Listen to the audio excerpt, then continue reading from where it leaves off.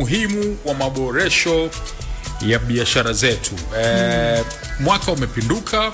Yes. Na kuna tabia za watu kuchoka eneo, yani mtu akikuona vile vile anaona pako vile vile na nini, mtu anaweza kuboreka kiaina fulani. Sasa walau leo utupe maneno nini tunaweza kukifanya katika katika kuboresha hizi biashara zetu na umuhimu wake hasa ni upi? Okay, sawa kabisa. Tunapoingia kwenye mwaka mpya au tunasema season mpya ya biashara kwa mtu yote yule, ni muhimu sana kila wakati ukao unajua ya kwamba wateja baada ya muda, biashara yoyote mahali popote, hata maisha kawaida tu ya nyumbani, waga mwanadamu kwa asili waga ana tabia ya kuchoka. Yani routine au zile vitu vinavyojirudia rudia repetitive vinamchosha mtu, vinamzubaisha na kumfanya jisikie kukosa excitement. Na ndio maana unaona sehemu kifunguliwa mpya, mtu kafungua duka la vipodozi watu wanakimbilia pale, mtu kafungua sehemu ya kinywaji, sehemu ya muziki, kucheza muziki watu wanakimbilia. Unaweza kukuta eneo lilikuwa linajaa hapa, lakini sababu wameshapachoka, ikifunguliwa sehemu nyingine wanakwenda. Kwa hiyo ina maana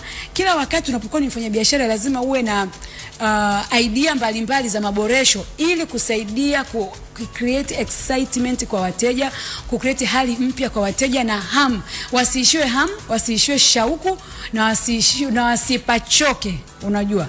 Kwa hiyo tukasema kwamba maboresho ya biashara ni muhimu sana, na hasa tunapoanza mwaka. Kama mtu ametenga pesa, mimi bahati nzuri namshukuru Mungu kwamba kila mwaka lazima nimetenga pesa kati ya Januari na Machi nifanye maboresho.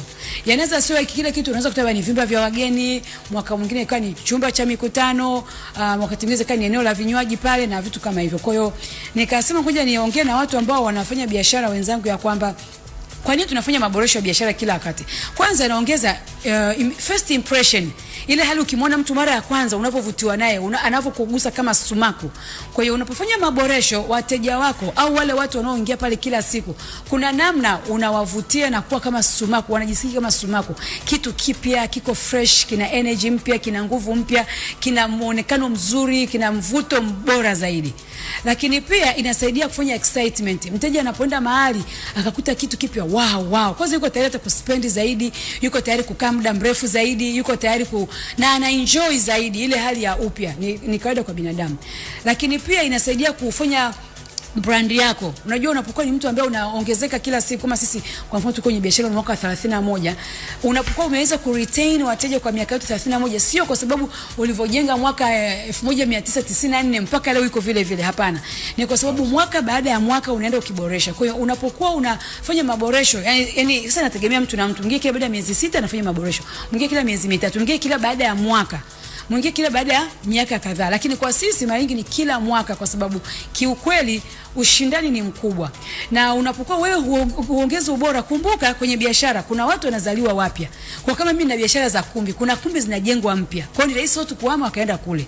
Kuna watu ambao wana uwekezaji mkubwa. Wewe unabadilisha unafanya mabadiliko kwa milioni let's say 10 au 20. Mwenzako anachukua milioni 300 ameweka pale, kabadilisha completely, biashara ni nyingine kabisa. Kwa hiyo obviously watu wataanza kukimbia wa milioni 5 wakaenda kwa milioni 200, 300.